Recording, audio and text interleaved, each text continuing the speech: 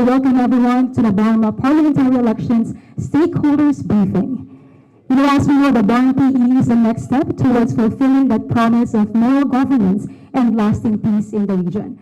So without further ado, let us begin our program by first giving reverence to the Philippine flag by singing the Philippine National Anthem. This will be followed by a prayer to be led by Attorney Nabila Mutia.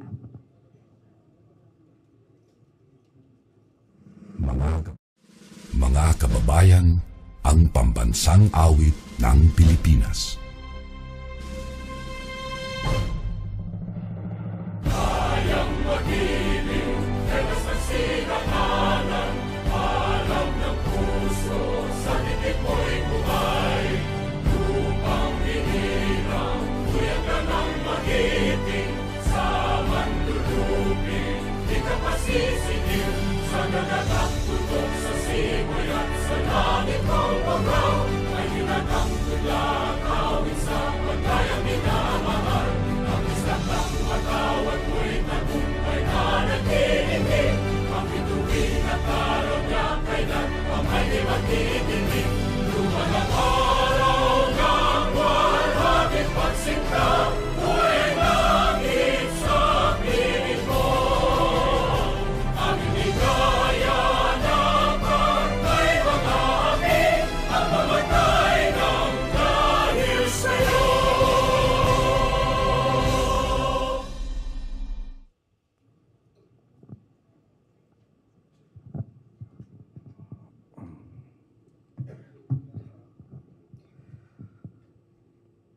Bismillahirrahmanirrahim. In the name of Allah, the most beneficent, the most merciful. Alhamdulillahi Rabbil Alameen. All praise is due to Allah, the Lord of the worlds. Ar-Rahmanir-Rahim, the entirely merciful, the especially merciful. Maliki Yawmiddin, sovereign of the day of recompense. Iyyaka na'budu wa iyyaka nasta'in. It is you we worship, it is you we ask for help. Ihdinas siratal mustaqim. Guide us to the straight path. Siratal lazina an'amta alayhim. The path of those whom you have bestowed your favor. Ghayril maghdubi alayhim waladdallin. Not the path of those who have earned your anger, nor of those who are astray. Rabbana atina fid dunya hasana. O Allah, grant us what is good in this world. Wa fil akhirati hasana. And what is good in the hereafter. Wa qina adhaban nar. And save us from the hellfire. O Allah, bless this gathering and make it a source of goodness, understanding, and success, especially on the upcoming historic October 13, 2025 Bangsamoro Parliamentary elections. Amin ya Rabbal Alameen. Take your seats.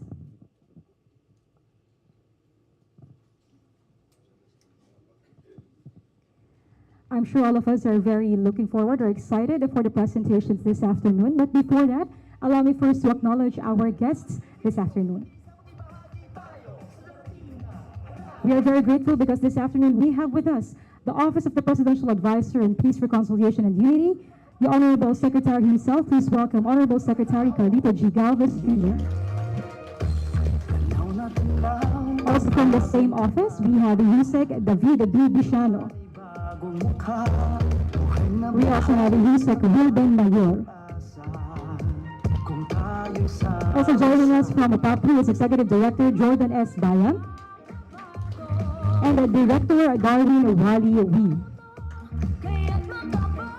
Now from the Department of Education, we have ASEC Roger B. Masapol. And we also have Mr. Erwin Yumping. We also have representatives, please rise, from the Department of the Interior and Local Government, the Department of Justice, and the Department of Energy.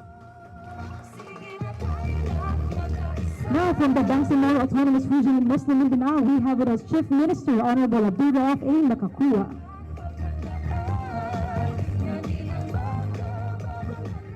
Also joining us from the Ministry of Basic Higher and Technical Education, Minister Muhager M. Iqbal.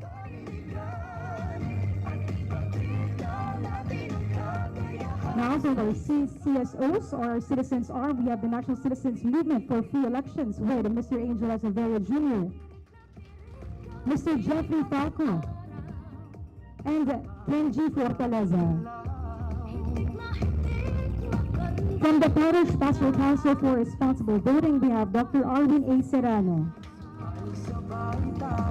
And I believe we also have guests from the Legal Network for Truthful Elections, or LENTE.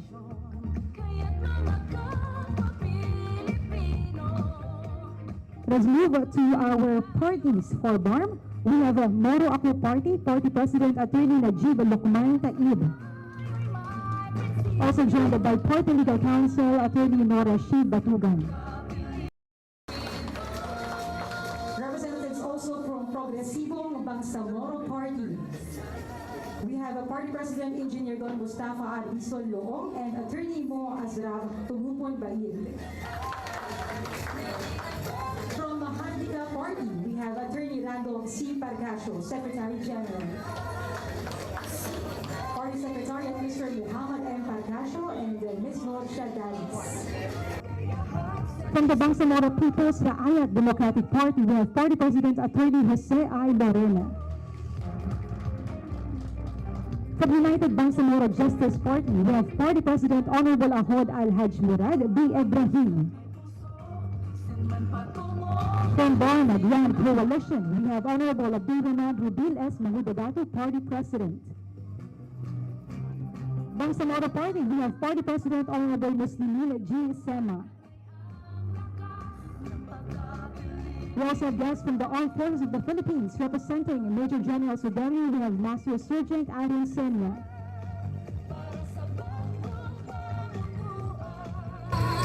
From the Philippine Coast Guard, we have Captain Dan August A. Carino. Those were our guests. Now let's move to our home courts. We have Chairman George Erwin M. Garcia. Next, our CIC Commissioner Amy P. Ferolino. Commissioner Ray E. Bulay.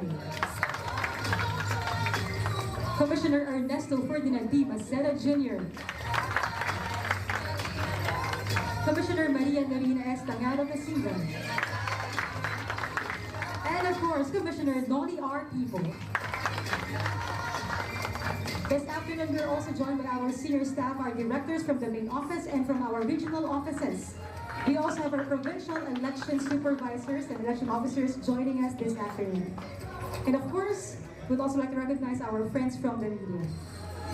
So to everyone, once again, good afternoon and welcome to our briefing this afternoon.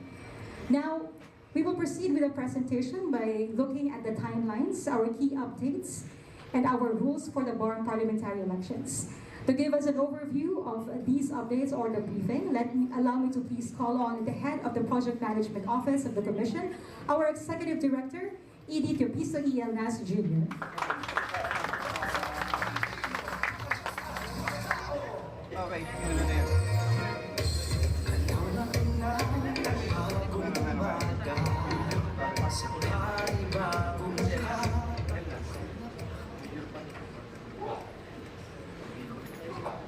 Thank you.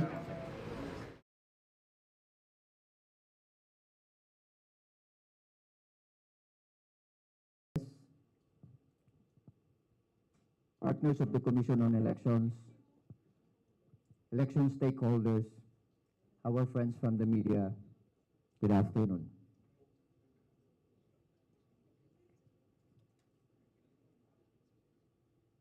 Last July 23, 2018, Congress promulgated Republic Act 11054, setting the first elections for the Barmm Parliament, which was synchronized to the 2022 national and local elections. Later, this was amended by Republic Act 11593, resetting the elections and synchronizing it to the 2025 May 9 national and local elections. However, Republic Act 123 again, Republic Act setting the elections of Barmm to October 13, 2025. With that, mayroon na lang po tayong 109 na araw for COMELEC and the stakeholders to prepare for the said political exercise. But with Republic Act 12123, it stated among others that this is not a special elections. This is just but a continuation of the May 12, 2025 national and local elections. Hence, next slide please. On screen are the electoral statistics. Meron tayong 5 probinsya. Meron tayong 1 distrito. Ito po ang special geographic areas. Meron tayong 3 syudad, 105 municipalities, and 2,185 barangays. Considering that this is just but a continuation of the political elections last May 12, 2025, meron tayong 2,295,351 registered voters. Of course, this will be the subject of petition for exclusion and inclusions as well as the results from the automated fingerprint identification system. Okay. Same, we have 1,186 voting centers in 3,465 clustered precincts. Next slide, please. Okay. So ito po, dahil continuation lang ito. One is that we will no longer have or conduct registration for purposes of these elections. Second is that nakadalawang sulat na po ang COMELEC to the Barmm Parliamentary Government, telling among others na kailangan ng kung mayroon mang redistricting because of the decision in the case of the province of Sulu versus Medialdea et al., wherein which tinanggal ang province of Sulu from the Barmm. So with that, mayroon siyang 7 seats for the Barmm Parliament. Dapat sana yan 32 seats for the parliamentary district representatives. But because of the exclusion or the deletion of the province of Sulu, mayroon na lang siyang 25. Okay? So with that 25, nagbabago yung total number of members ng parliament natin. As mandated, mayroon sanang 80 members ng parliament. That includes the parliamentary district representatives na 40% of the 80, Barmm Regional Political Party, that's 50% of the 80, that's 40 seats, and of course, the Barmm Sectoral representatives na 8. However, for purposes of the Barmm Sectoral representatives, hindi po ito kasama sa elections. It will be by appointment through assemblies. Okay? So, ang magkakaroon na ng elections ay ang parliamentary district representatives and Barmm Regional Political Parties. Okay? So, mayroon tayong 25 seats, of which the total number of candidates that filed is 107. No? Ang COMELEC nagpalabas na rin ng resolution na yung mga nag-file ng certificates of candidacy last November 2024 from November 4 to 8 ay the same candidates for purposes of these upcoming elections. Hindi na magkakaroon ng another set of filing of certificates of candidacy dahil kung gagawin natin yan, maiipit na ang buong preparation ng COMELEC. Why? Because, una, magkakaroon tayo ng changes as far as the ballot phase is concerned. As mandated under the Barmm Electoral Code, Section 14, kailangan ang balota magkakaroon ng picture ng bawat kandidato ng parliamentary district representatives and logos for the regional political parties that will participate in the elections. So in effect, mayroon tayong 107 district candidates for district representatives at mayroon tayong 7 regional political parties na mag-participate for the October 13, 2025 Barmm Parliamentary elections. Okay? So malinaw na wala na tayong filing ng certificates of candidacy. Dahil because of the insertion ng pictures at logo sa balota, uulitin namin ang technical preparations from lab test, customization, field test, mock elections, including certification of the international entity and the Technical Evaluation Committee, uulitin namin lahat yan. Yung detalye na yan, i-discuss later as far as the AAS preparation is concerned. Okay. So total natin dito ngayon is only 73. Okay? 73 lang po ang total. Okay. Next slide please.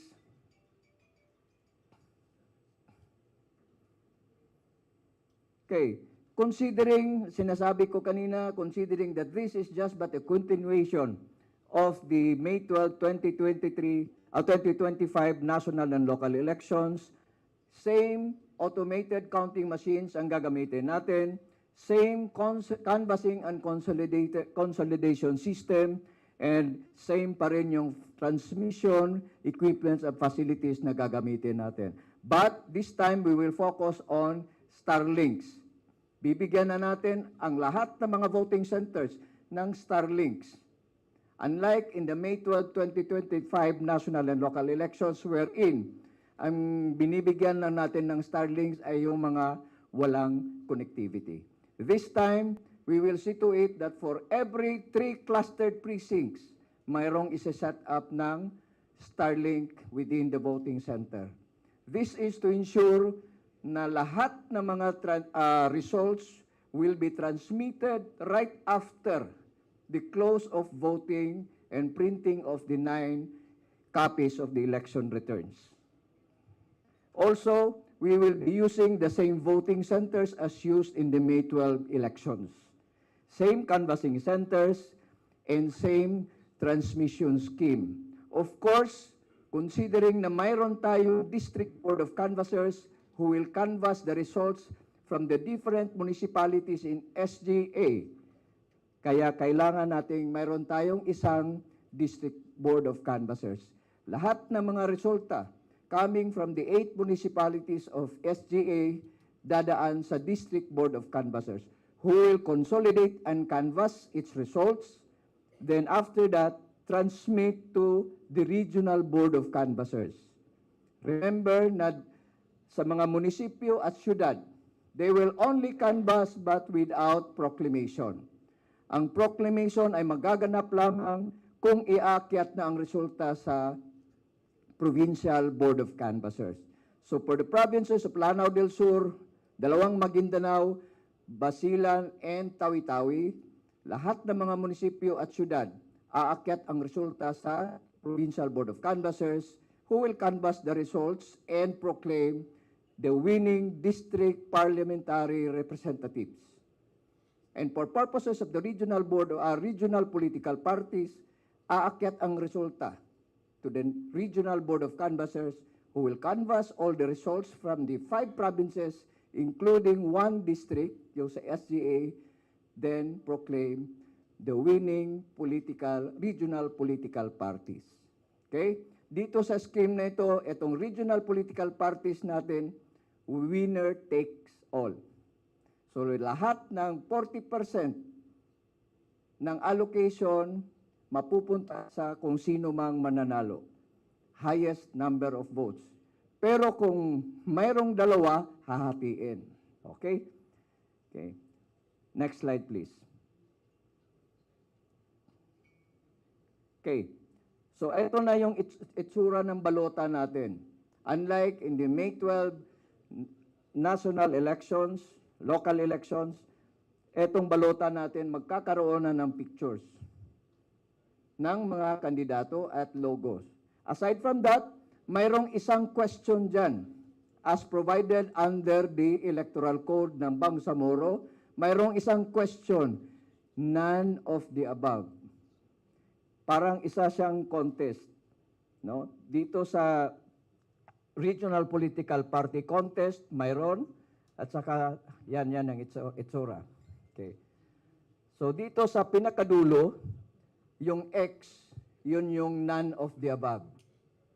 Okay, this is the first time na mayroon tayong isang contest na none of the above. Same is true with the legislative or the parliamentary district representatives. Mayroon ding isang question doon, mayroong isang kandidato doon na si none of the above. Kung ayaw bumoto ng mga botante ng mga political parties or candidates ng district representatives, pwede niyang i-shade ang none of the above. Okay?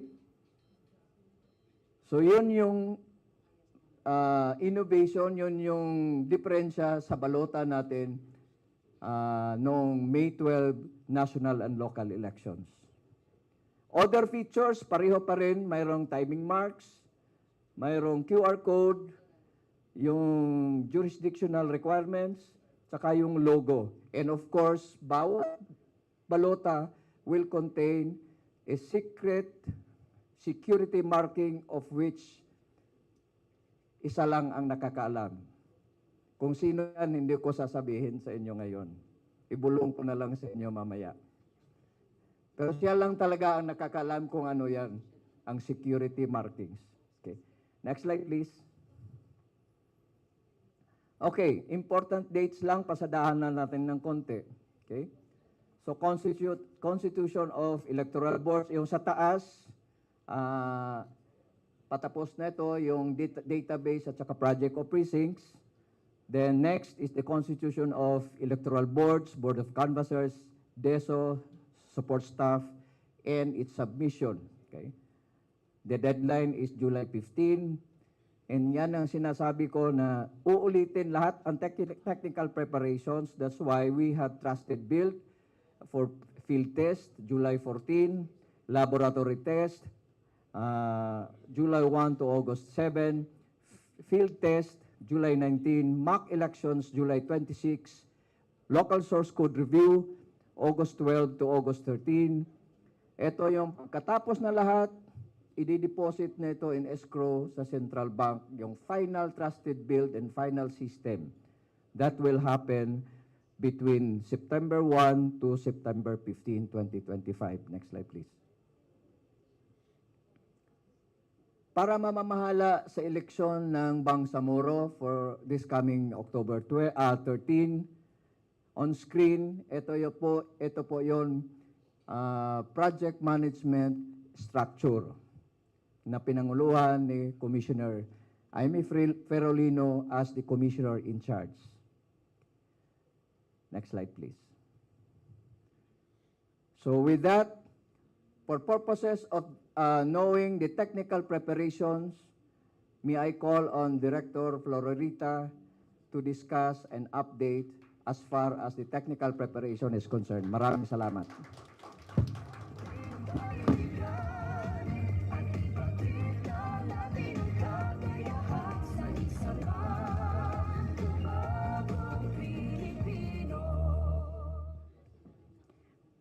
Magandang hapon po for everyone. I will be presenting the technical preparation for the Barmm PE. Next, please. As mentioned earlier, our laboratory test will be on July 1, 2025 to 7 August 2025. Laboratory test is testing of each functionality based on the modification made by the provider. We will receive the customized or modified system on June 30, so immediately we will do laboratory test on July 1. Ito po, we will do the end-to-end test from the ACM to CCS with transmission and to the transparency servers.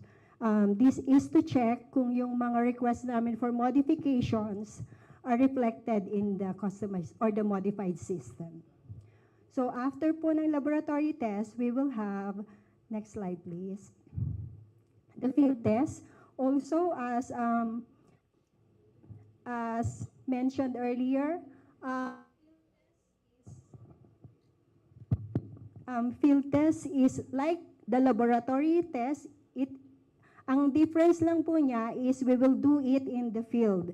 For our field test, as discussed, we will have the test in Marawi City with 2 clustered precincts, Butig, and in Tawi-Tawi we will have Bonggao and Simunul with 2 clustered precincts each.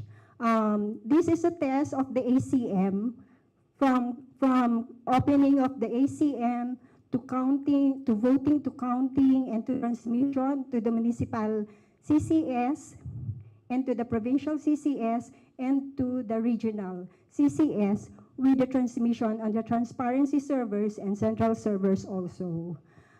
It will be on the 19th of July, 2025, using the trusted build systems, meaning po, it is compiled by the third-party certifier or the international certification entity. Next slide, please. Ang assumption po natin for July for the field test is wala na dapat siyang error after the laboratory test. And then after the field test, we will have the mock election on July 26. But part of the preparation of the technology group will the preparation of our machines. So we will test all the machines and CCS to be used for the mock election. Then we will create configuration for the ACM and CCS and for the transparency servers. We will prepare serialized ballots for printing by the National Printing Office and the end-to-end test of the actual configuration for the mock election. And then we zero it and to be deployed to the areas for the mock election. Next, please. And the last activity of the technology group in preparation for the Barmm PE is the next is the preparation of machines and serialized ballots for roadshow and training. Since the roadshow and training will be in August, we will prepare the machines and the serialized ballots with a configuration on July 30 to August 1, 2025. Next, please. The last activity of the technology group for the Barmm PE will be on September 1 to September 15. This is the pre-logic and accuracy test. This is a test of all the ACMs to be used on elections. We will, using the actual configuration of the Barmm PE and three ballots, we call it pre-lot ballot, with the actual candidates and configuration also. And we will do end-to-end tests. Again, from the ACM, we will transmit it to the CCS and to the servers using also the actual transmission media. That ends my presentation. I will call Director Eden Bola for the presentation on the TEC activities.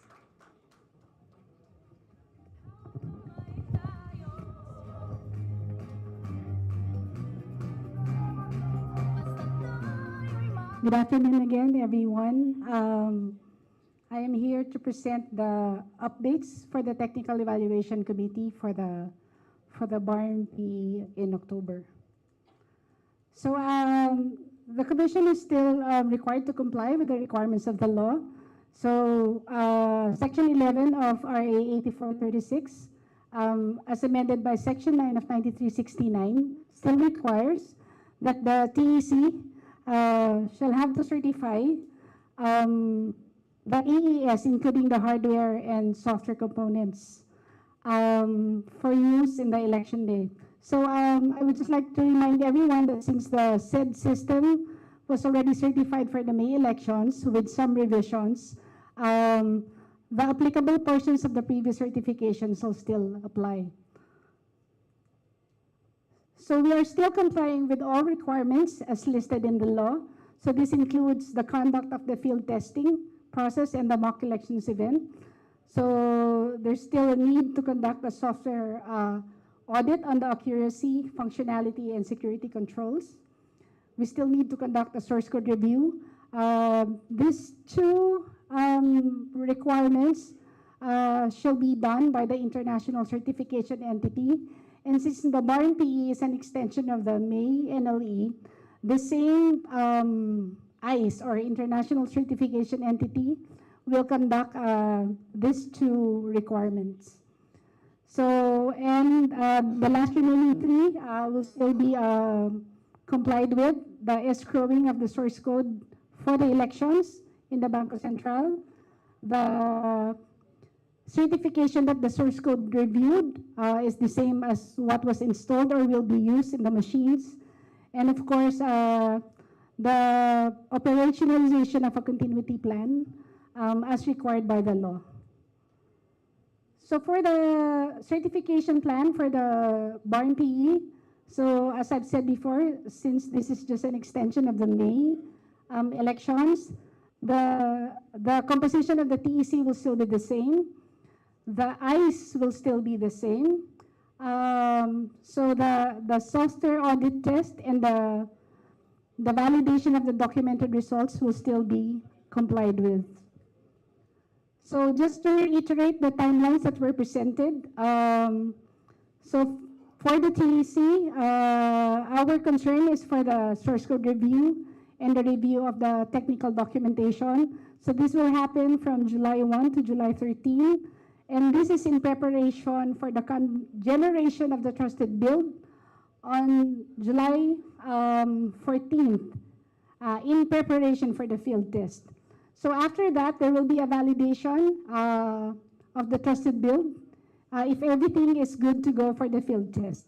So after the conduct of the field test on July 19, if there will be any findings or any concerns that should be addressed in the source code, there would have to be another source code review after a modification of the system. And after that, another trusted build would have to be generated also. And for all of that, if all is, everything is in order, the trusted build, the latest trusted build after the field test will be the one that will be used during the mock elections. And after the mock elections, if there be a need to make modifications on the system, there will be another round of source code review and trusted build generation. So the issuance of the TEC certification is scheduled to be on September 15, which is just immediately after the completion of the pre-lat activity. With that, I would like to call Engineer Roderick Ilagan to give you the updates for the transmission services.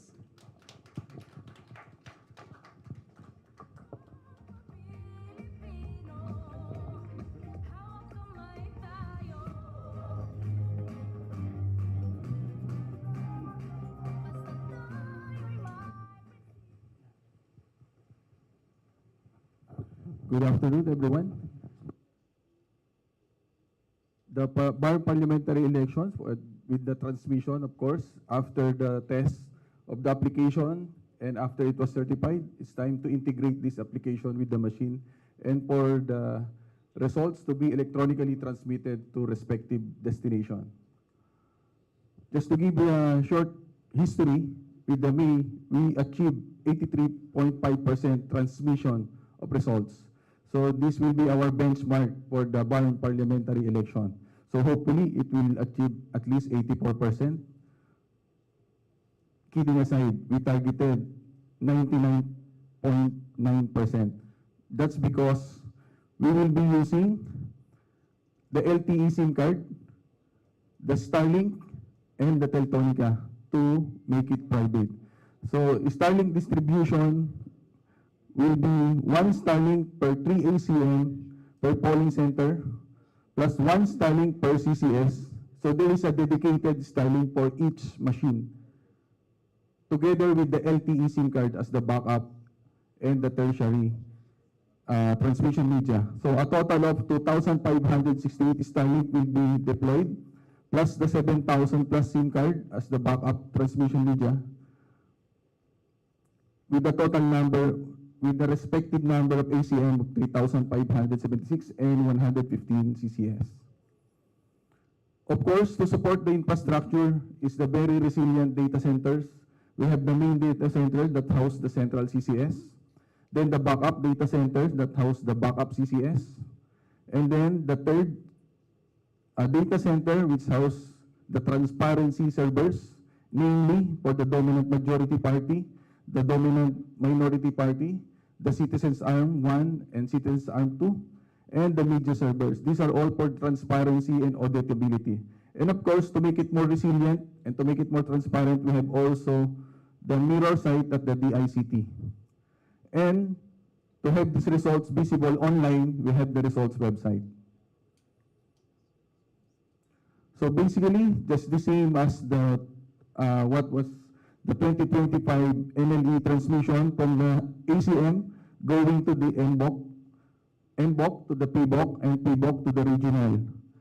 That all be transmitted by the cloud, the private cloud, what we call the virtual private network. And with this virtual private network, we hope to achieve a very resilient and secure transmission of results. Thank you. So with that, may I call on Attorney Nina Rose Abikibin to present.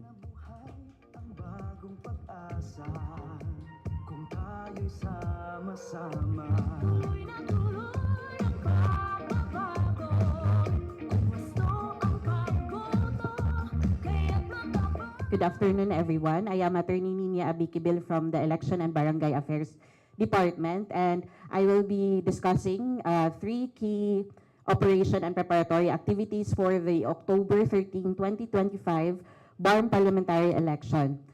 First is the certification, verification, sealing, and preservation of the EDCVL, PCVL, and next is the mock election, and last is the command center.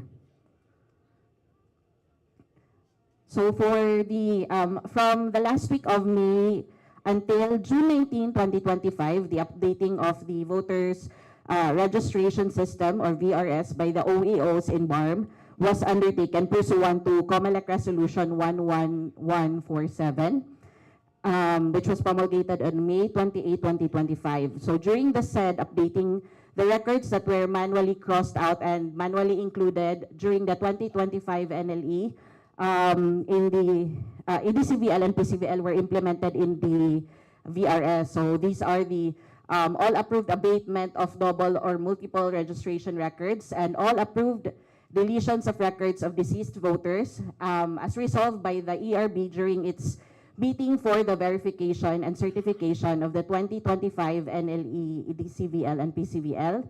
Also, the notices of approved transfer of voter registration records to another city, municipality, or district.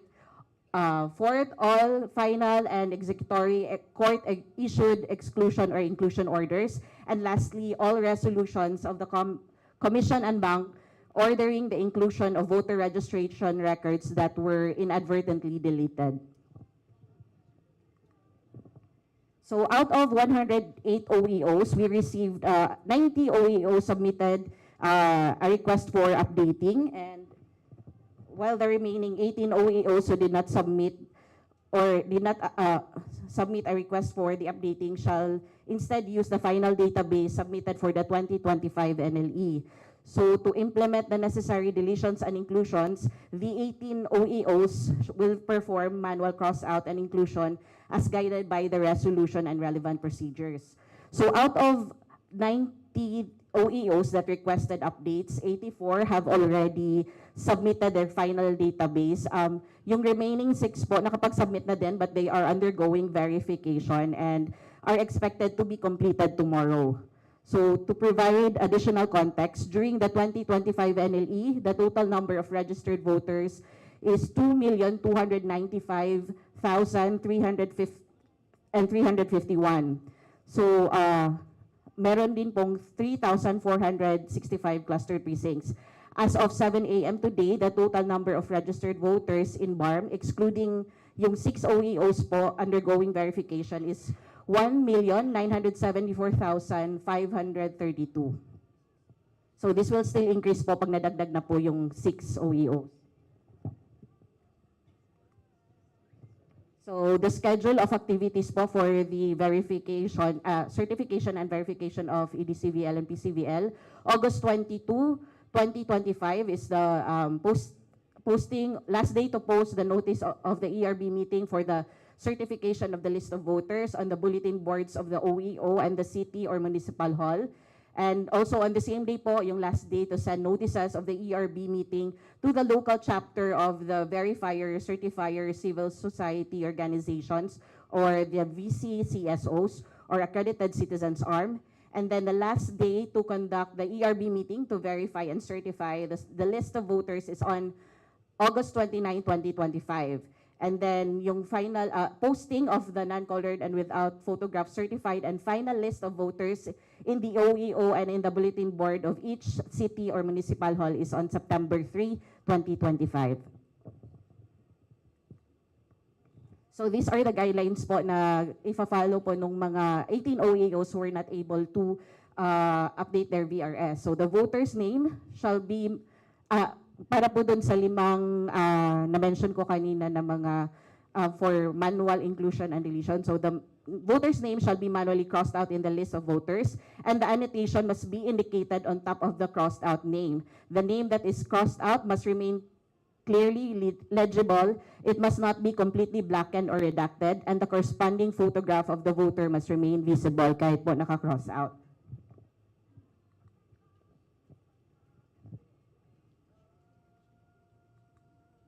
The date of the annotation will also be indicated po after the annotation, and it will be signed by the chairman and ERB members per annotation.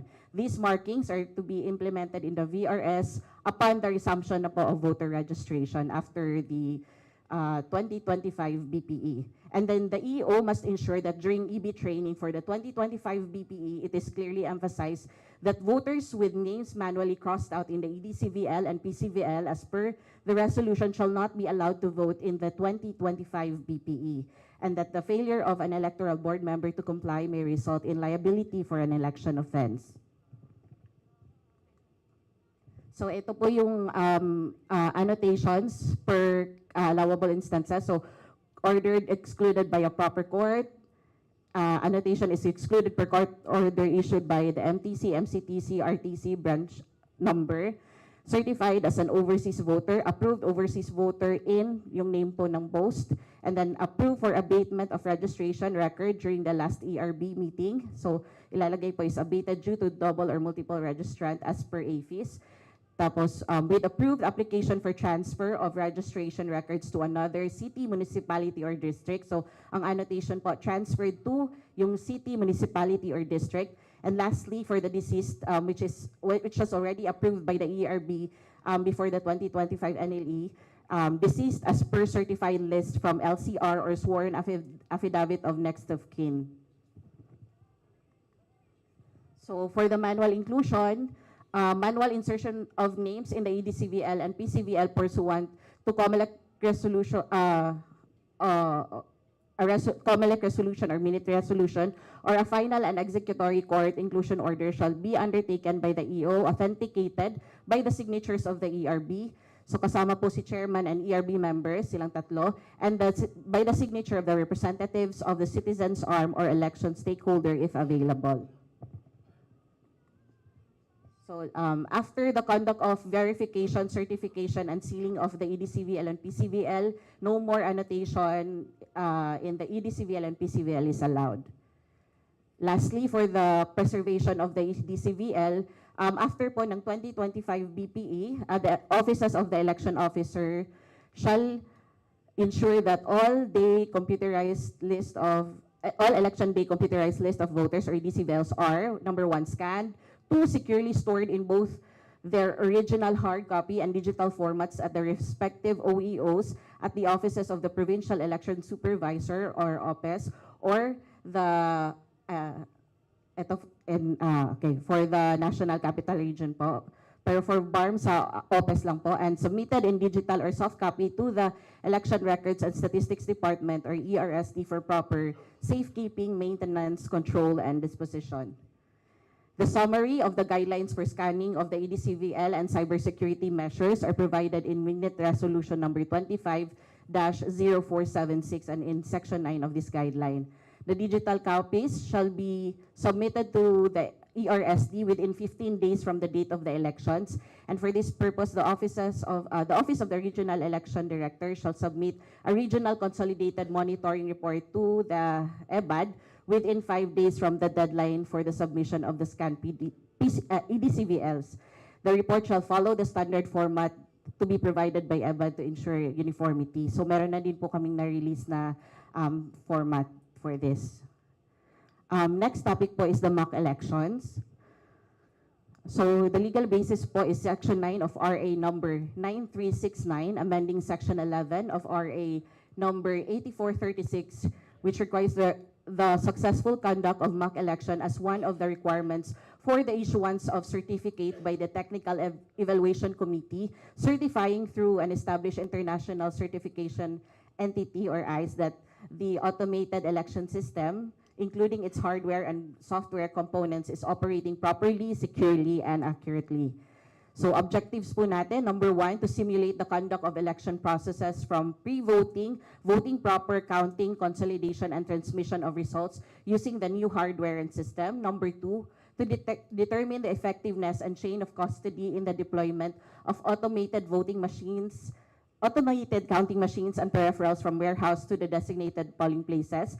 Number 3, identify areas of concerns, especially on the technical aspect, using new hardware and system. And lastly, develop public confidence and acceptance of the AES utilizing new hardware and system. So ito po yung na-identify na mock election areas. In Lanao del Sur, we have Marawi City, Butig, and in Tawi-Tawi, Bongao, and Simunol. So for each city or municipality po, 2 barangays po, and sa each barangay mayroon po tayong 1 clustered precinct. So ito na po yung na-identify. So for Marawi, it's Sagunsongan and Barangay Dulay. And then for Butig, Barangay Bayabaw Poblacion and Dilimbayan. For Bongao, Barangay Tubigbo and Ungos-Ungos. And for Simunol, Tubig, Indangan, and Bagid. So for the canvassing venues, ito po ang venues. For the MBOC, sa Marawi po sa SP Hall, before Marawi City. For Butig, SB Session Hall, Municipal Hall, Butig. For Bongao, sa Sangguniang Bayan Session Hall po. And then Simunol, Old Municipal Building sa Turda, Barangay Pangasinan. For the venues of the PBOC, for Lanao del Sur po, sa Capitol Building, SB Session Hall, Marawi City. For Tawi-Tawi, Capitol Building, Sangguniang Panlalawigan, Session Hall, Bongao, Tawi-Tawi. And then the venue for RBOC po sa Ored Barmm, Bangsamoro Government Center, Compound, Cotabato City. So the important dates po or sa timelines natin. Number 1, conduct of command conference. So either last week of June 2025 or first week of July. Conduct of command conference local level, first week or second week of July. Constitution of electoral boards, first week of July 2025. Preparation of the voting centers and canvassing venues, first week din po ng July. And deployment of equipment and paraphernalia that cannot be manually transported by the mock election teams, first week of July 2025. For deployment po of the mock election teams with the kasama po din kasi sa mock election teams natin yung CCS operators natin, which will be provided by the ITD. So kasama po nilang dadalhin is yung CCS, ACMs, peripherals, mock election ballots, and other forms and supplies, July 23 to 24, 2025. And then before po the mock election day, meron po tayong training or briefing for the EBs, July 25, 2025, usually sa afternoon po. And then, mock election, July 26, 2025, or a Saturday or any other date as determined by the Commission. For the security preparations, the Gun Ban and Security Concerns Committee shall spearhead the security preparations for the mock election. Together with ORED and OEOs concerned, proper coordination shall be made with the local PNP, LGU, barangay official concerned, and security preparations include the conduct of security briefings, ocular inspections, requests for deployment of PNP personnel to the venue, and such other actions which will ensure orderliness and safety of voters, COMELEC personnel, and election equipment during the conduct of the mock election. So our last topic po is the command center. So the command center under the field operations group shall handle the primary task of monitoring the operational side of the October 13, 2025 Barmm parliamentary elections, including issues, concerns, incidents immediately before, during, and after the conduct thereof. So ang schedule po namin is from September 10, 2025 to October 28, 2025. This is to cover po the deployment and until sa payment of honoraria. Even prior to the formal commencement of the command center operations, the EBAD will begin monitoring concerns and issues on deployment of AES, official ballot forms and supplies, and other deliverables, and election-related violent incidents or ERVs at the start of the Barmm parliamentary election period.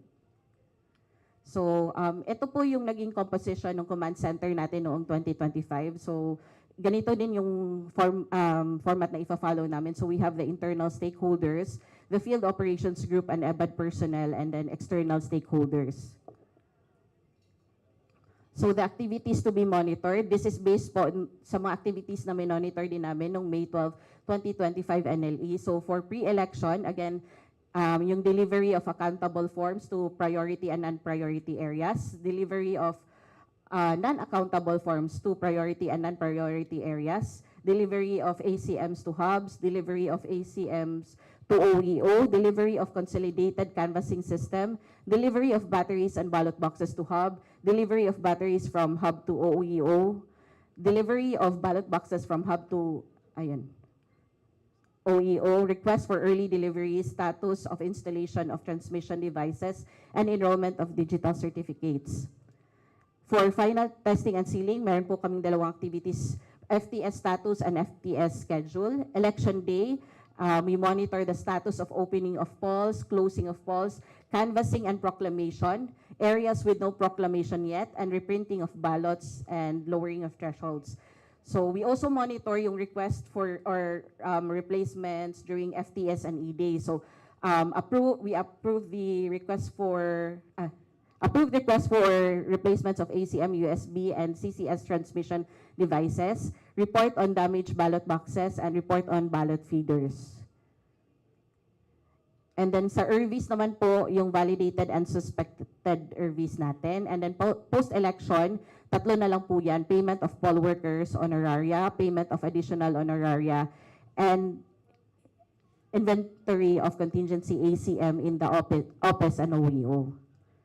So just like in the recently concluded NLE, the command center is also expected to act on or address various operational non-technical concerns, issues, queries, and requests from the field offices for the Barmm PE, and the success of the command center in the previous election, particularly in providing real-time monitoring, coordination, and swift response to any emerging issues, will continue to be a source of pride and inspiration to tireless men and women who will again man the same and who will dutifully reprise their roles in the upcoming Barmm parliamentary elections. Thank you very much po.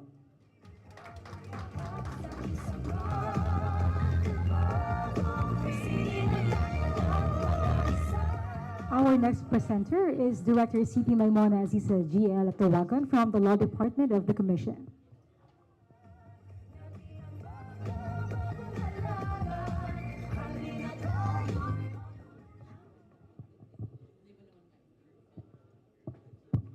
Assalamualaikum warahmatullahi wabarakatuh. Good afternoon, everyone. I am going to give an update on the submission of photographs of the candidates and logos of regional parliament.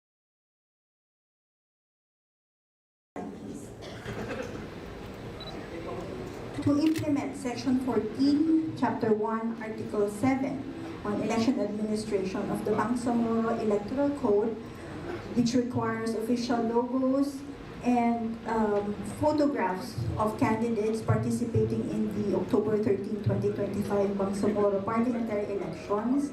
The Law Department on June 2 issued letters to all candidates and RPPPs to submit their photos and logos according to the specifications prescribed by the Information Technology Department. The deadline was set to June 25, 2025. Next slide, please. Per initial report on June 16, 2025, out of the 107 candidates, 14 submitted their photos, and 7 regional parliamentary political parties, out of the 7, only 3 submitted their respective logos. Thus, on the same date, next slide please, the Executive Director, Teopisto Elnas Jr., the head of the PMO for the October 13 BPE, issued a memorandum to the Regional Election Director and all the provincial election supervisors of Barmm to inform the candidates and political parties to comply with the submission to Law Department. Next slide, please. As of June 25, 2025, 65 of the 107 candidates complied with the submission, and 6 out of 7 regional parliamentary political parties have submitted their logos. Thank you. That's the end of my presentation. Salamat. Thank you very much. We're already halfway in our presentations, so please hang on tight. For our next presentation, let me please call on Director July Tadeus P. Hernan from the Administrative Services Department of the Commission.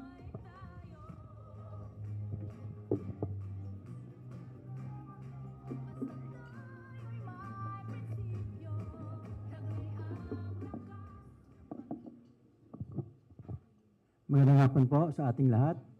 In a nutshell, please allow me to make a brief report insofar as the deployment for the 2025 Barmm parliamentary elections is concerned. Okay.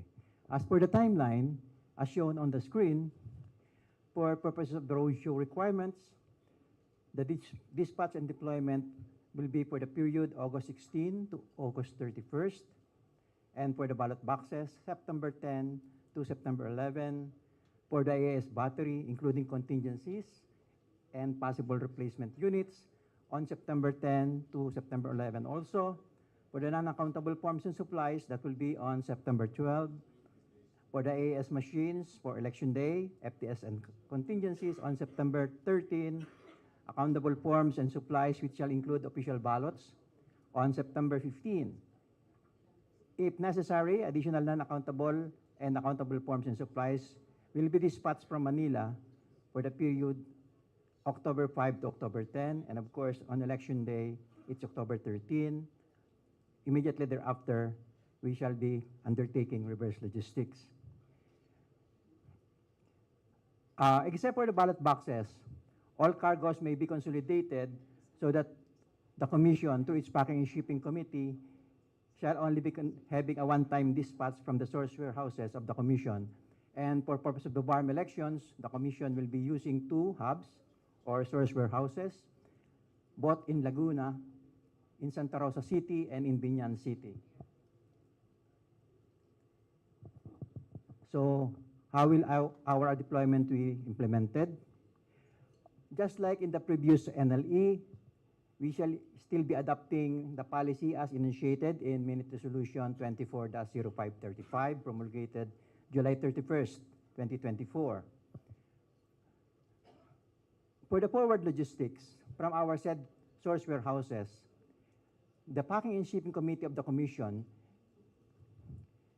shall be bringing all the allocated items to the port of Manila here in at the pier area. Then our ports of entry in the Mindanao areas will be at the port of Zamboanga for those cargoes intended for Tawi-Tawi and Basilan, through the port of Cagayan de Oro for those intended for Lanao del Sur, and to the port of Davao for those intended for the provinces of Maguindanao del Norte, Maguindanao del Sur, and the special geographic areas.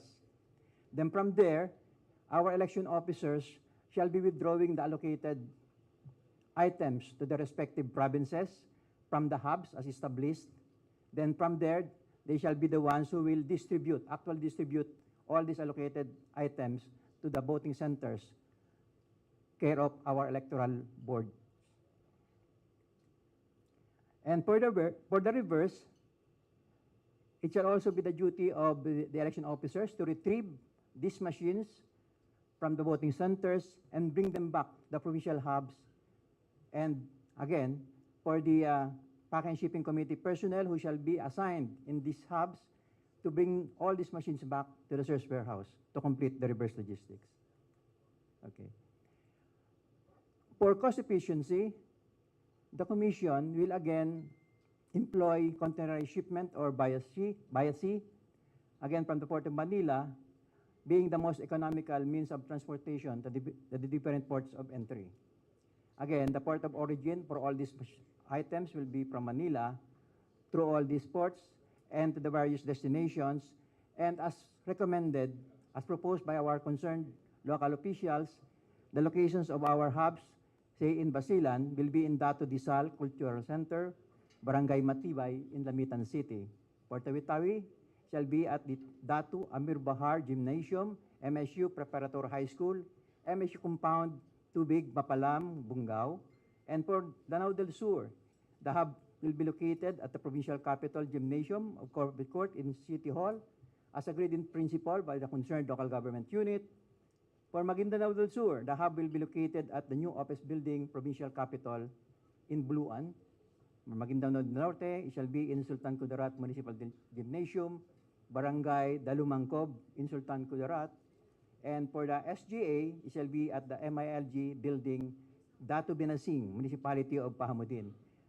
These proposals notwithstanding will be still subject to the inspection and validation by the COMELEC inspectorate team coming from Manila to ensure that these proposed hubs are compliant to our standard checklist for the establishments of hubs.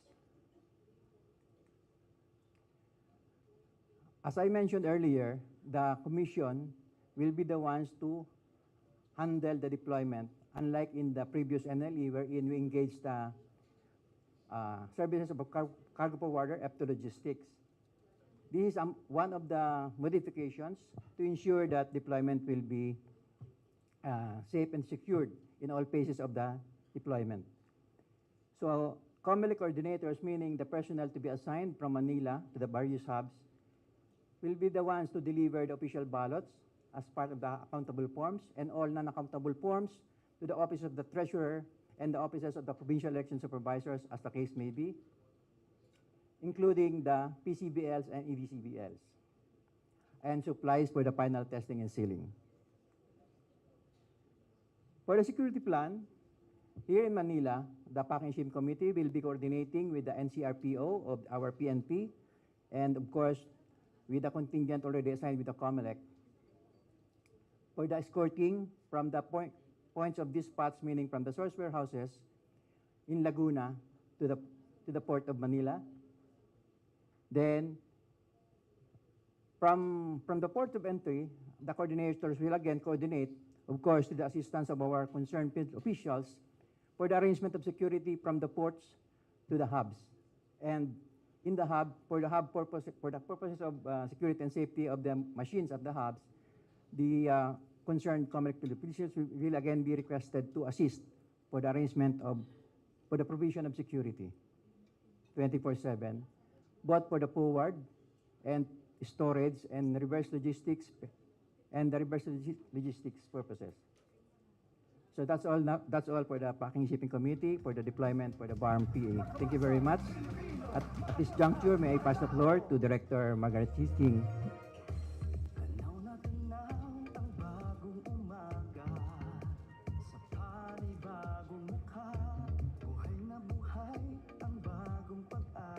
Good afternoon. My name is Margaret Ching, and I am with the Human Resource and Technical Support Group of the Project Management Office for the Bangsamoro Autonomous Region and Muslim Mindanao Parliamentary Elections. Please allow me to present the training plan, the refresher and training plan for the Barmm Parliamentary Elections. The Barmm training program, which consists of 10 different trainings and refresher programs, running from August 15 until September 24, 2025, for approximately 14,156 COMELEC workforce, poll workers, and agency partners. The training and recruitment plan prioritizes those who have previously served in the May 2025 national and local elections.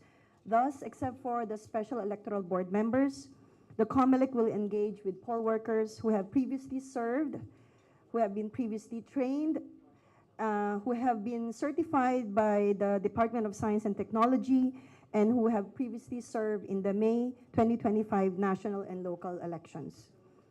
The PMO, the Project Management Office, will be deploying 500 ACMs or training ACMs and peripherals to supplement the training program for simulation and practical exercises. The contingency procedures will also be part of the refresher program. The training programs are designed taking into consideration the assessment of the May 2025 Project Management Office, data from the National Technical Support Center, the training programs on the vulnerable sectors such as the detainee voters, as well as senior citizens and the like, are designed together with the Vulnerable Sectors Office. This is the last slide. Just like in the May 2025 national and local elections, all poll workers will be continuously supported with training materials, tools, advisories, and reminders even on election day. That is all for the Human Resource and Technical Support Group. May I call on Attorney Mariel Abella for updates from the Vulnerable Sectors Office.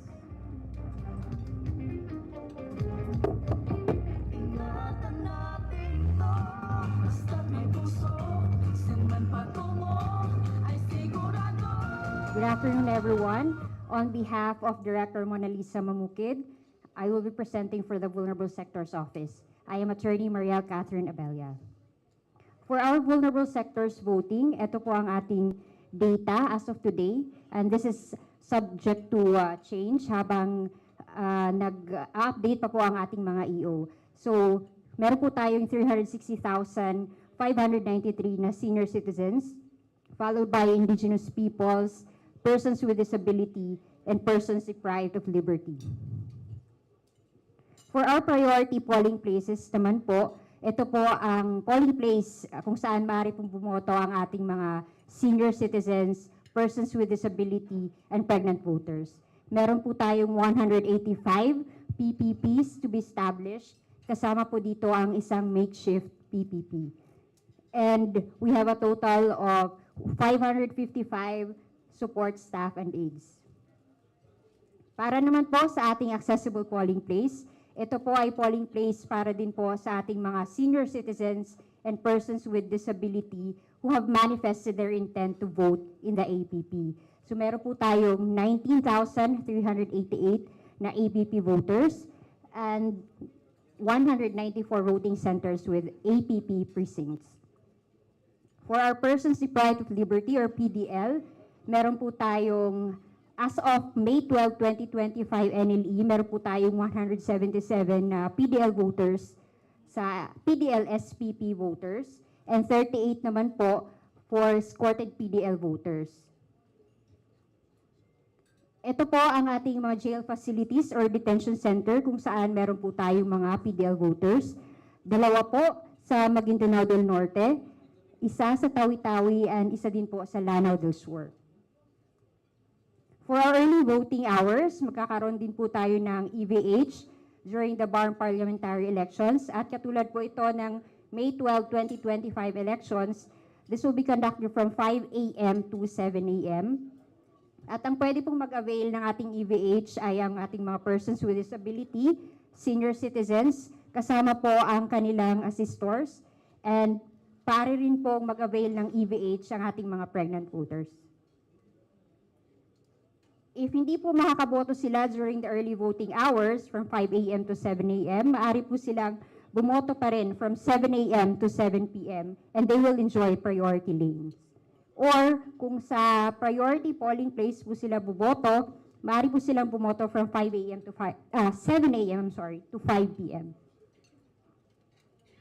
Ito po ang ating naging voter turnout sa Barmm region during the May 12, 2025 national and local elections.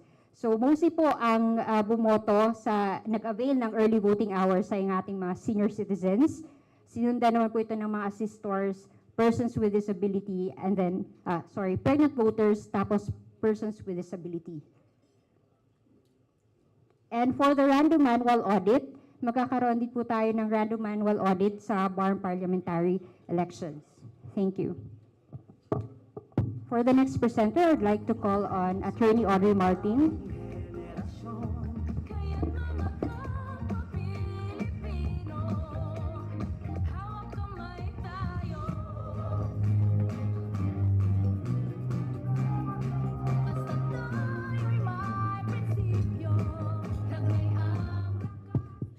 Thank you, Attorney Mariel Apelia. Good afternoon, everyone. I am Attorney Audrey Martin from the Office of the Deputy Executive Director for Operations, and I will be presenting for the Field Operations Group on behalf of Attorney Rafael Biolano, Head of the Field Operations Group. So my first topic is about the technical hubs.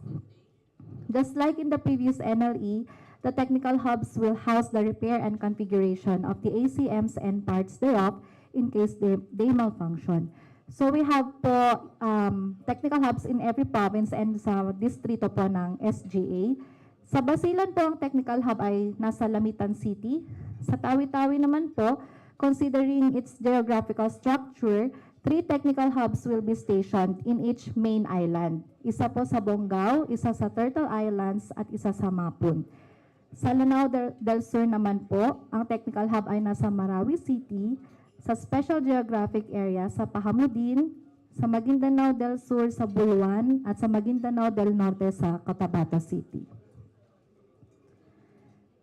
For the manpower po na magtatao po sa ating technical hub, there will be 2 Information Technology Department personnel, 1 DOST personnel, 1 DICT personnel, and 1 computer maintenance technologist from the Office of the Provincial Election Supervisor. Since there is only 1 CMT in the province of Tawi-Tawi, the COMELEC will have to assign CMTs from the other regions to augment the needed CMT in the technical hubs. We will also be deploying special action teams. Magkakaroon po ng 8 special action teams. This was based on the number of technical hubs. And this will be composed of 2 supervising directors or lawyers from the main office. As regards naman po sa ating final testing and sealing, the schedule of the FTS is on October 10, 2025. All of the 108 cities and municipalities will be conducting this activity. And in this activity, we will test the readiness of the ACM and the transmission device. Network diagnostics shall be conducted to ensure that the transmission device is working and that there is internet connectivity. After sealing the ACM, it shall only be opened again on election day. Also, we will be providing additional Starlinks. Some areas in the Barmm are identified as part of the geographically isolated and disadvantaged areas in the Philippines, are also known as GIDA sites. Hence, either there is no telco and internet signal or poor telco and internet signal. To address the problems on communication with our poll workers on election day, The COMELEC will be installing additional 824 Starlinks in the identified GIDA sites, which the poll workers can use to communicate with the COMELEC. The Starlinks allotted for the transmission of election results is strictly for that purpose only. Hence, the 824 additional Starlinks shall be for communication purposes only. That ends my presentation. Thank you. May I now call on our next speaker, Attorney Maria Antoinette C. Rivera, to present the status of parliamentary sectoral organizations, accreditation, and assemblies.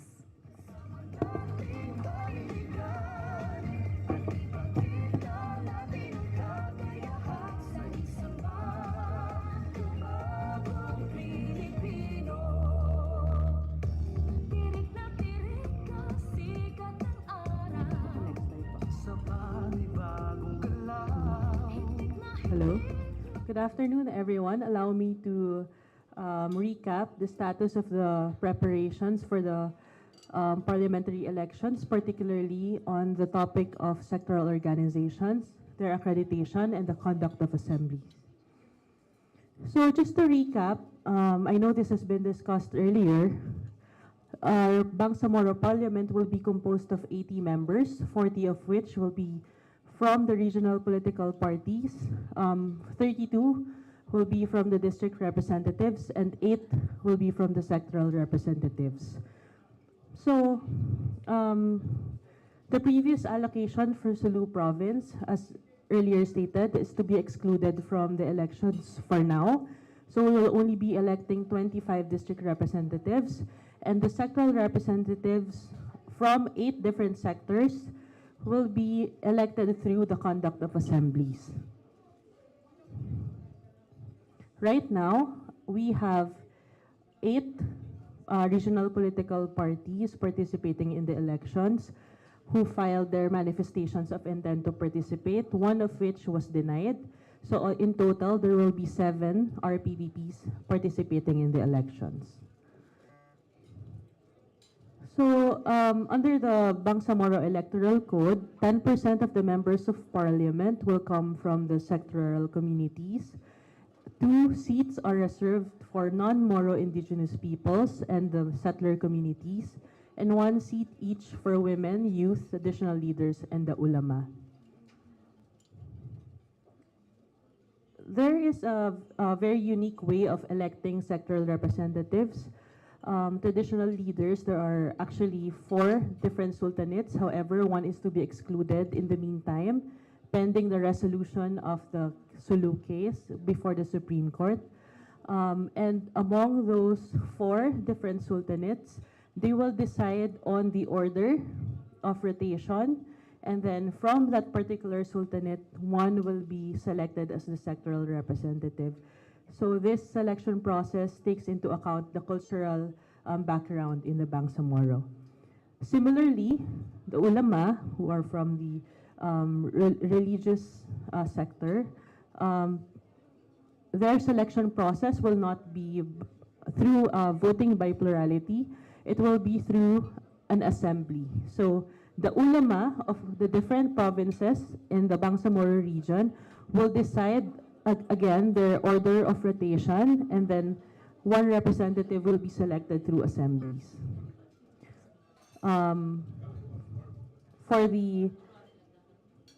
This is for the traditional leaders. There will be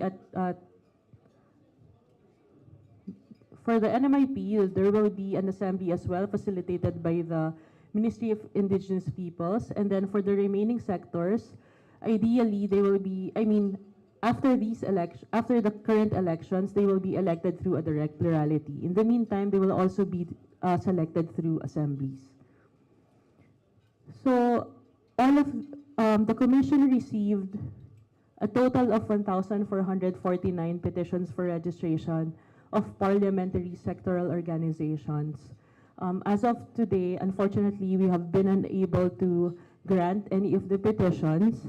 612 have been denied with finality, and a total of 1,175 have been dismissed, with some still subject of an MR.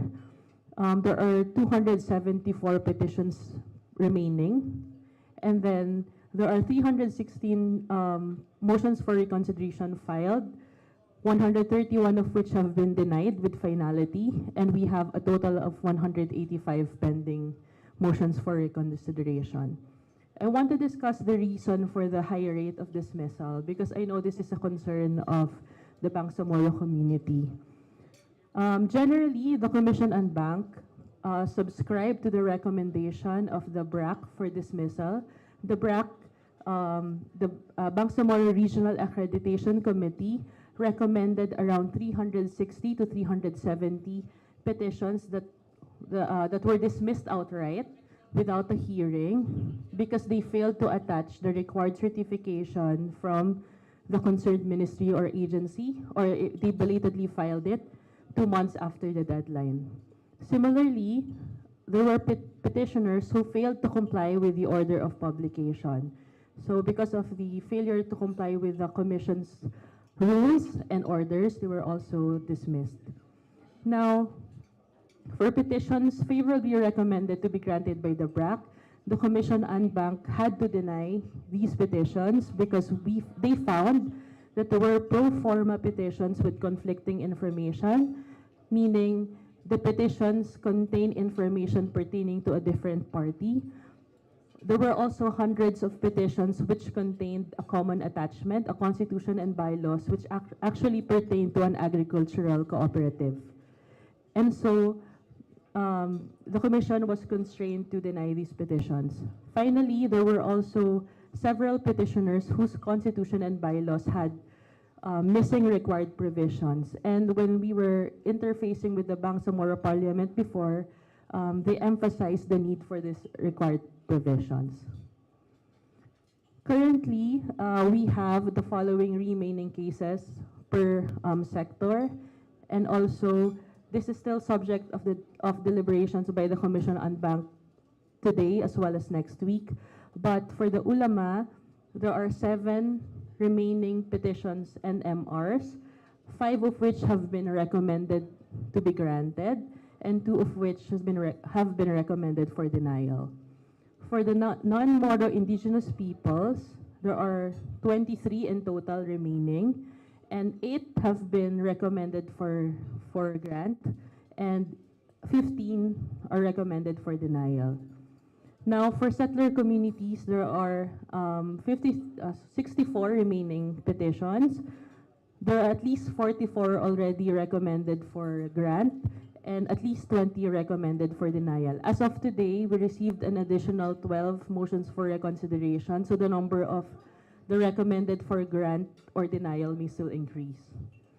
And then finally, for the youth and women sectors, there is still over 100 petitions pending for each sector. At least 1 per sector has been granted today by the Commission and Bank, and the rest are still remaining to be decided.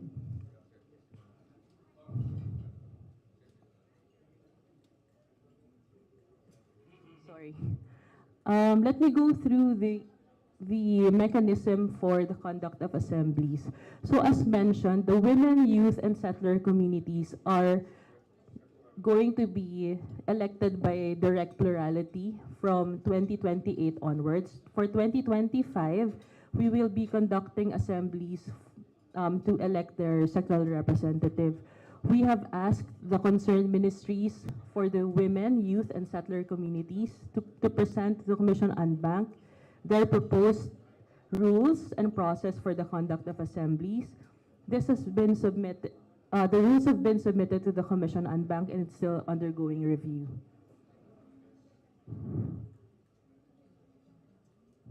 Okay.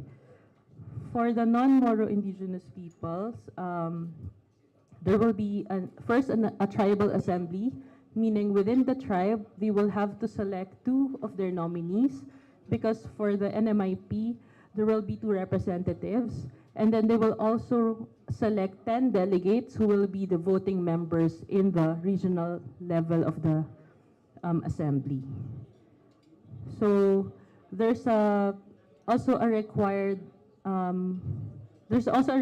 that at least 50% of the delegates and the nominees will come from non-Moro indigenous women.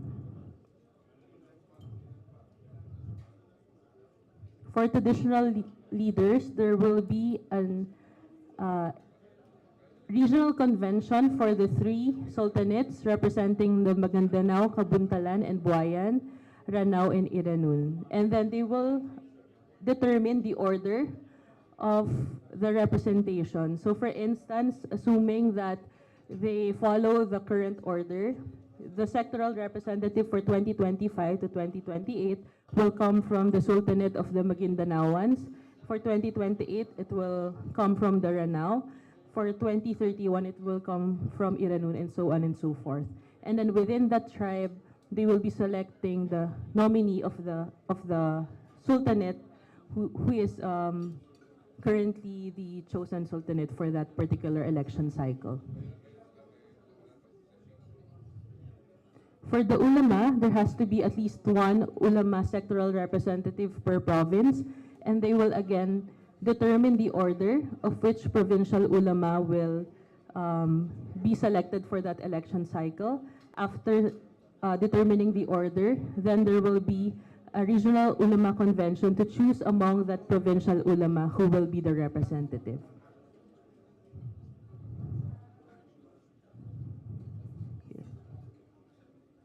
Okay.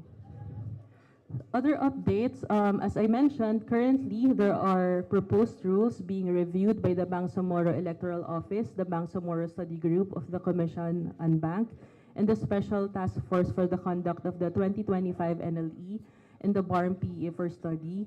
The Commission on Bank, through the chairman, has directed them to determine whether the proposed rules are consistent with the implementing rules and regulations, and to identify any additional logistical and financial requirements needed. And the Office of the Clerk of the Commission also proposed that we determine the date for the filing of the manifestation of intent for the sectoral organizations, as well as the conduct of the actual assemblies themselves. So under the previous schedule, before the parliamentary election was postponed from May 2025 to October, originally the assemblies should have been conducted between February to April. The requirement under the implementing rules is just that the assemblies must be conducted in time before the proclamation of the sectoral representatives. So ideally, we should be conducting and concluding the assemblies prior to the election day for Bangsamoro. So the current challenges that we're also facing is to ensure that for the accredited traditional leaders, sectoral organizations, we need to identify and to ensure that all tribes are represented. Again, there will likely be 12 accredited traditional leaders, PSOs. So we'll have to ensure that all of the sultanates are represented. For the NMIP, there are only 8 to be granted currently. We have to ensure whether each tribe, even though those that did not comply, if they will waive if that means they will forfeit their participation for this election cycle.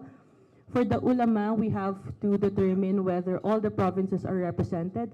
As early as now, there is an ongoing discussion whether to allow the special geographic area to submit petitions for the ulama, because at the time they were still not created, and therefore in the petitioners, there is no ulama petitioner from that SGA.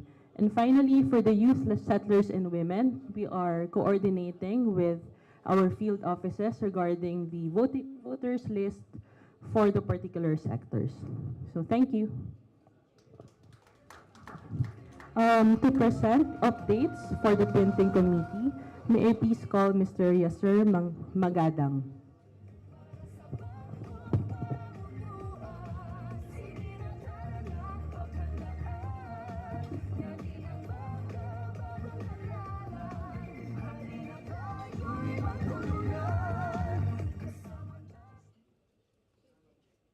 Assalamualaikum warahmatullahi wabarakatuh. On behalf of the chairperson of the Ballot Production Group, formerly the Printing Committee, Dada Helen J. Aguila Flores, I am Yasser Magadang to present to you the status of our updates on the printing of official ballots to be used for the 2025 BPE elections. The total ballots to be printed for the Barmm parliamentary elections is at 2,465,532 ballots. It composed of the official ballots of 2,295,351 official ballots.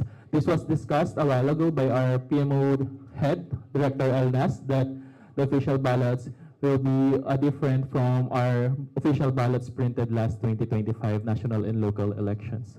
We also have the training ballots, the field test ballots, the lab test ballots, the roadshow ballots, mock election ballots, the pre-lat ballots, and the final testing and sealing ballots to be printed by our registered government printers po.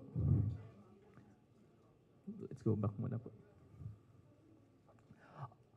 The date of printing will commence at around next month on July, which will start on the printing of the lab test ballots, and will officially commence on the printing of official ballots by August 24, 2025, but is still subject to change based on the decision of the Project Management Office and the Ballot Production Committee. On the implementation and the preparation activities for the printing of official ballots, we are currently drafting the Memorandum of Agreement and the terms of reference with the registered government printers, as well as we are waiting from the approval of the modified ballot layout, which was discussed a while ago, that there will be a photo of the candidate for the district representative and a logo for the political party representative. Also, we are in the procedure of the hiring of the election casuals who will man the National Printing Office or the registered government printers. We also need to finalize the process flow since there will be a different ballot for this time. Also, the reorganization of Ballot Production Committee as approved by Chairman George Erwin Garcia as a new composition of the printing committee. I guess that's all for the Ballot Production Committee for the 2025 Barmm parliamentary elections. Thank you very much. Thank you very much. That concludes the presentations for this afternoon's briefing. To the PMO, thank you for the thorough and enlightening presentations. I am definite that we have learned a lot and we have been kept abreast of the innovations and latest updates in line with our preparations for the parliamentary elections of the Bangsamoro region. Now at this point, let us hear a message to be delivered by the Barmm Chief Minister. Everyone, please give a round of applause to Honorable Abdul Rauf A. Nakakua.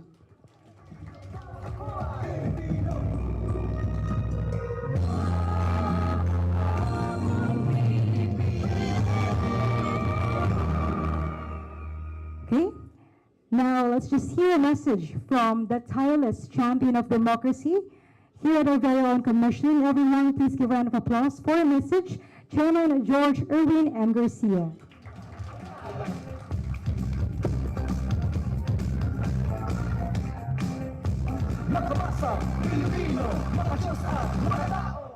Gandang hapon po sa inyong lahat. Sana nakakain kayo ng balot at saka penoy. With Attorney Joe Lorena and you, Asik Bayam, in my mind. So kaya yun ang mga pagkain natin. Pero ganito po, set aside nyo na muna yung lahat ng mga technical aspects. Set aside muna nating lahat.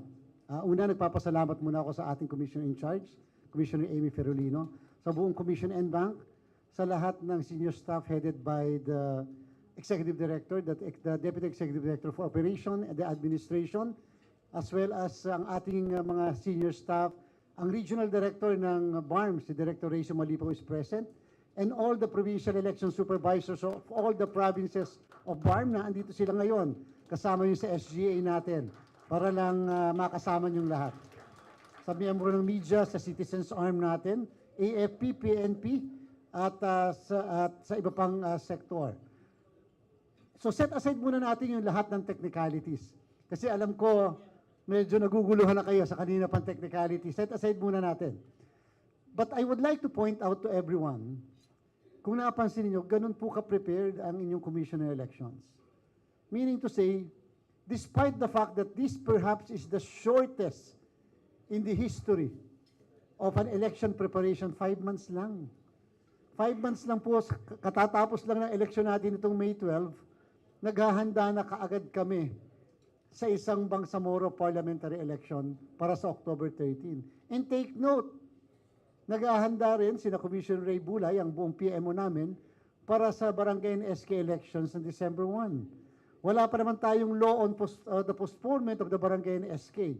Hindi po kami pwedeng tumigil sapagkat paano kung matuloy ang barangay and SK tapos ni wala kang pinaghahandaan. So ganun po ka-komplikado ang buhay ng mga nasa komisyon sa kasalukuyan. Just to emphasize to one and all na hindi pwedeng pabayaan ang isang electoral exercise so that you can be prepared in another electoral exercise. You should be prepared for both electoral exercises. Kung napansin niyo po kanina, July 1 pa lang, in fact, before the end of June, may mga activities na lalo na yung mga technical issues. And the reason is because we would like to fully comply with the mandate and the provision of the Bangsamoro Election Code, as well as the Organic Act. Bakit? Kasi yun ang mandato ng Parliament eh.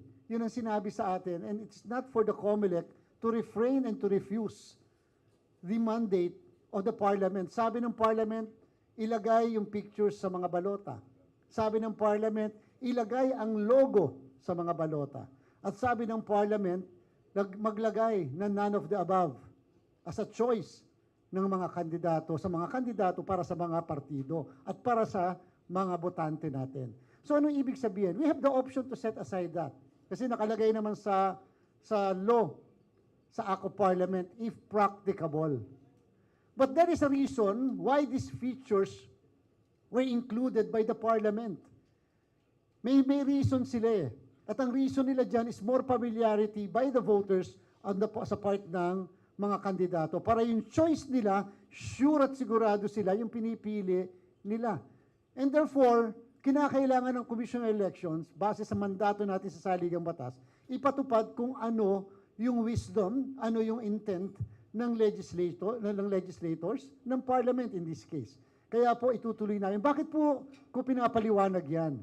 Because the easy way out sana ng COMELEC is to proceed without the pictures, to proceed with the none of the above, and to proceed without the logo. In which case, pag nangyari yon, hindi namin kinakailangan magbago ng source code. Hindi namin kinakailangan magkaroon muli ng mga trusted build. Hindi namin kinakailangan magkaroon pa ng mga ibang mock election o yung mga ibang requirements pa ng Section 11 ng Republic Act 9369. Therefore, pagka nagkaganon, kaya pwede namin mahintay yung gagawin ng parlamento doon sa 7 seats ng Sulu originally. Pwede namin sanang hintayin na lang yon. Kaya lang, there will be a conflict between ito yung mandato ng election code at ito ngayon, yung dapat na gagawin natin, and therefore, malilate po kasi ang inyong komisyon. Kung nakita niyo yung timelines namin kanina pang pinipresent, pag na-late ka ng isang araw sa preparation, baka wala tayong balota. Hindi ka pwede maglagay ng pangalan sa balota kung hindi finalize ang database mo. Hindi ka pwede maglagay ng pangalan sa balota at mag-print ng balota kung hindi ka magkakaroon muna ng mga test sa mga makina mo. Dahil wala ka magagamit na makina. Kahit available ang makina dyan, hindi namin magagamit yan kung walang mga field testing, mock election, prelat na tinatawag, leading to a Technical Evaluation Committee certification mandated by no less than Republic Act 9369. So, ano ibig sabihin? No choice kami kung hindi sundin po namin ang lahat ng yon. Kaya po, kanina pa namin ini-emphasize, and this is for everybody to understand, yung 80, yun ang nakalagay sa law. No choice din ng COMELEC, we have to comply with the 80. But at this point, how can the COMELEC comply with the 80 when there is no law yet redistributing or reapportioning the 7 original seats coming from Sulu? The COMELEC does not have the power to reapportion.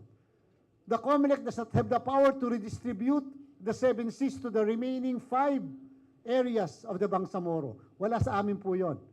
Ang problem natin, alam naman natin, nagko-conduct pa sila hanggang sa kasalukuyan din, and which is a part of the legislative process ng kanilang consultation. Like for example, they went yesterday sa Tawi-Tawi. Alam po namin yon.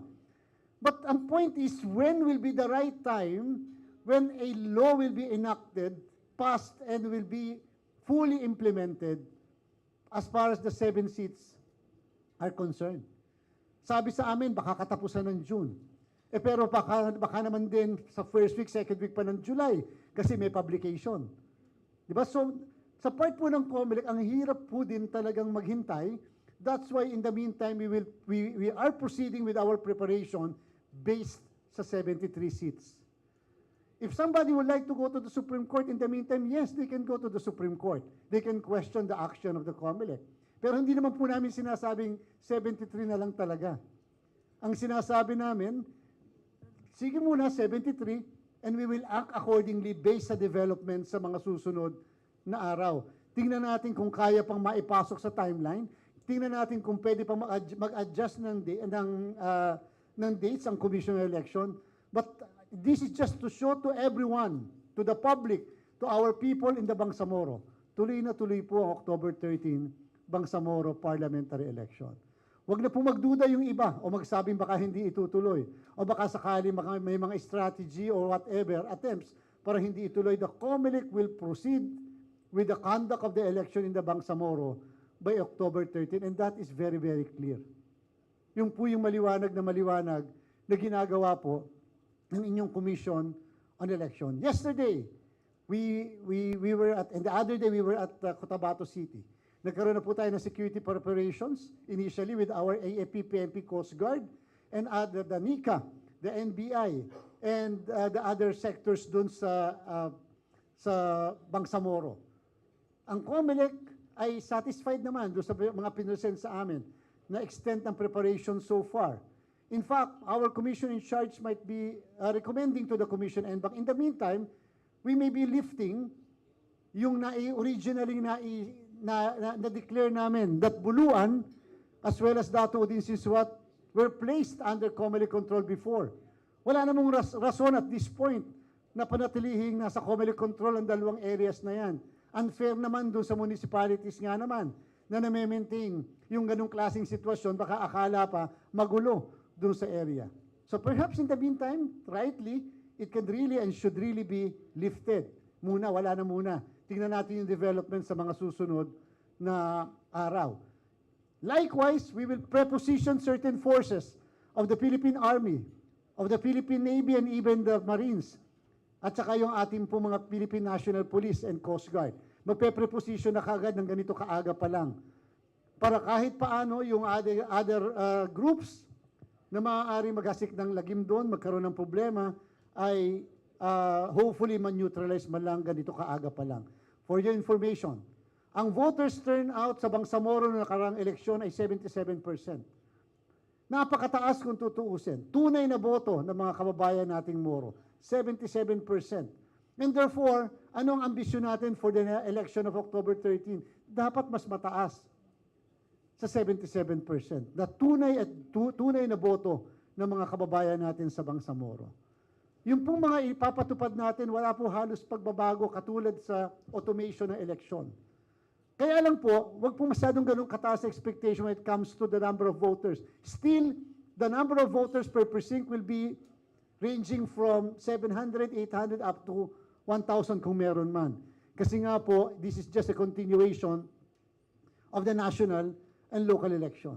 But, just like what we did in the national and local election of 2025, yung May 12, meron tayong 5 to 7 para sa senior citizens, PWDs, and heavily pregnant women. 5 to 7 po yan. Nung nakarang election, for information, 4.3 million na mga Pilipinos ang nakinabang sa early voting hours.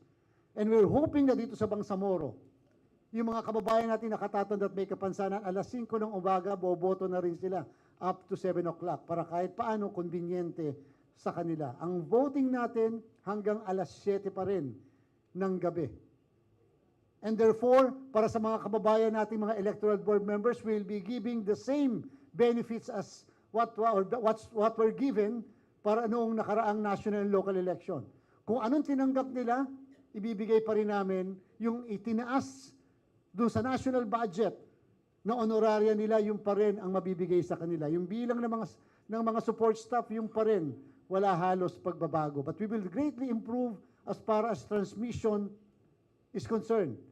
Sabi nga kanina, paulit-ulit na binabanggit, lahat ng mga polling places lalagyan na namin ng Starlinks. At ang isang polling place may posibilidad na 2-3 starlings ang naandyan. Depende sa bilang ng mga presinto. We do not want to take chances. Truly, in certain areas in Mindanao, in the Bangsamoro, during the 2025 national and local election, may mga hindi nakapag-transmit dahil sa issue ng connectivity o dahil sa issue rin sa transmission, such as in Basilan. May isang area dyan, for example, in Sumisip. O kaya in Tawi-Tawi, meron hindi nakapag-transmit. We do not want a repeat of these incidences. So, kinakailangan 100% makapag-transmit tayo. Para sa ating mga citizens arm, sa members ng media, tuloy pa rin po yung ating mga transparency servers. So, meaning to say, yung lahat ng transparency servers na naandyan sa mismong data center 3. Ayoko pong gamitin yung DC3 kasi pinagbintangan na yun ay intermediary server. Hindi po, facility po yun. Ibig sabihin, kapag ka gustong makita pa rin yung result mula sa presinto, papunta sa Municipal Board of Canvassers, naka-automatically simultaneous transmission yan. Sa PPCRB, sa NAMFREL, Majority Party, Minority Party, at sa media, sabay-sabay. And for the information of our friends from the Bangsamoro, the political parties, you can monitor the results. Real time. Meron po tayong set up na operation center. Kung hindi man sa 6ID, sa isang operation center dyan sa may Cotabato City, so that you can monitor real time whether the results coming from a particular precinct had already been transmitted, and then you can monitor likewise from the NAMFREL, PPCRB, media, majority party and minority party servers kung natanggap na nila simultaneously. Yung mga initial na kalituhan na nangyari ng 2025, hopefully, maiwasan na po lahat natin yan. And we are going to commit to you that every month from now until October 30, we are going to conduct this kind of briefing so that it will be transparent, so that at least every one of you will be updated on what is happening, on what the COMELEC is doing, and likewise will be updated on certain issues concerning the Bangsamoro. So, nagpapasalamat po kami sa inyong lahat dahil nandito kayo kahit paano binigyan nyo kami ng panahon, maipaliwanag yung mga bagay, yung po mga gusto nyo pang ma-take home ng mga information, nandiyan po sa QR code. Pwede nyo pong makapture using the QR code ang lahat-lahat ng yan. And wag po kayo mag-alala sa mga susunod pa, we are going to give you updates on what are happenings in the Bangsamoro at sa preparation po natin. Simple lang po ang mensahe ng COMELEC. Bilang panghuli, at ito po'y nabanggit ko na sa Cotabato City. Napakataas ng sinet nating standard noong national and local election ng 2025. Highest in the history of midterm election, 82.2%. Pinakamabilis na transmission at proklamasyon ng lahat ng kandidato sa buong Pilipinas in an election ever. Ibig sabihin, ang taas ng standard natin, mukha namang hindi tayo dapat bumaba sa standard na yon, lalo pat maliit na lugar lang ito at hindi buong bansa. Ang ibig sabihin po, kailangan namin ng tulong ng bawat isa na mapagbuti pa natin ang pagkukondak ng ating halalan. Sinasabi nila mahirap sa Bangsamoro. Sinasabi ko, hindi mahirap ang Bangsamoro. Napatunayan natin ngayon, everybody can roam around the Bangsamoro. Everybody can freely go around the entire Bangsamoro, even the members of the media. Ganyan yung makikita ngayon, nagbago ang mukha ng Bangsamoro. Nagbago rin ang mukha sa pagkukondak ng eleksyon sa Bangsamoro. Sa Lanao del Sur, 2 days lang nagkaroon ng proclamation. On the night of the election, May 12, nagkaroon ng proklamasyon. Months inaabot ang proklamasyon sa Lanao del Sur. And even in other places, even in Maguindanao, even in Basilan or Tawi-Tawi, nakita natin nagbago na ang halalan sa ating bansa. And therefore, it is our obligation, one and all of you, it is our obligation to protect yung nasimulan natin yan ng national local election ng 2025. And we have to prove to them na ang Bangsamoro ay hindi iba. Ang Bangsamoro ay katulad din ng ibang parte ng ating bansa. Maraming salamat po sa inyong lahat at magandang hapon. Thank you very much, Chair, for that message and for reaffirming the Commission's commitment to Barmm's electoral roadmap. Now for the closing remarks, allow me to call the very capable, hardworking, and may I just add, a very glamorous Commissioner in Charge, Commissioner Amy P. Ferrolino.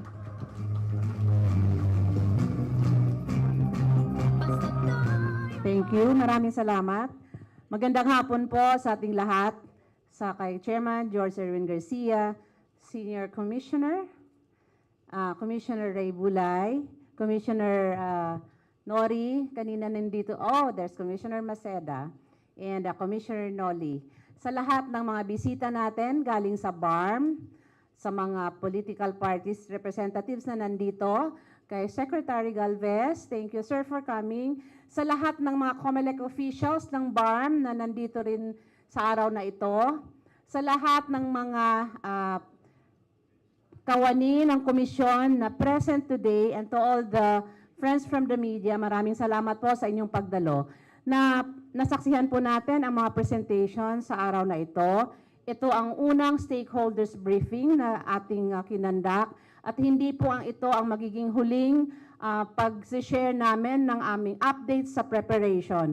Nakita po natin kung gaano kahigpit yung timelines natin, yet the Commission will strive to deliver the best elections in the Bangsamoro, and with updates, with enhancements, kung ano yung mga natutunan natin in the previous elections, in the May elections, we will apply that in the Bangsamoro, knowing that we cannot fall short of the expectations of the Bangsamoro people.